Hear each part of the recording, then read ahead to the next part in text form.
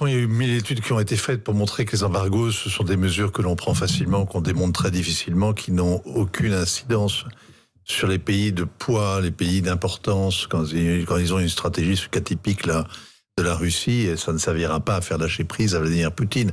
Ça ne cherche d'ailleurs pas à ça. Ça cherche à lui faire payer. Ça cherche à lui faire mal. Ça cherche éventuellement à le déstabiliser dans son pouvoir à l'intérieur. Mais certainement pas à régler, à lui imposer une négociation sur l'Ukraine. Il y a une volonté donc de faire payer à Poutine ce qu'il a osé faire.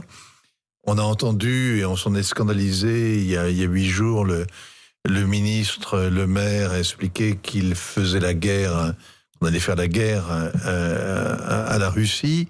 Ce qui est scandaleux, c'est qu'ils le disent peut-être, mais la réalité, elle était vraie. Arrêter d'importer du gaz, ce n'est plus faire la guerre, c'est utiliser en quelque sorte l'arme atomique contre la Russie.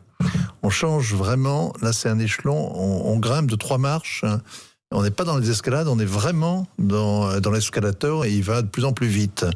Ça nous coûterait très cher, effectivement, du moins ça coûterait très cher à tous ceux qui vivent loin des villes, et même ceux qui ont l'habitude de voyager, de circuler, de se chauffer avec du fioul, etc., etc.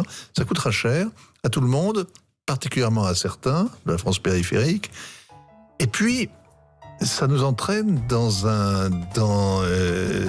c'est un défi lancé à la Russie dont je ne suis pas tout à fait sûr qu'on soit capable de le relever. En tout cas, j'aimerais bien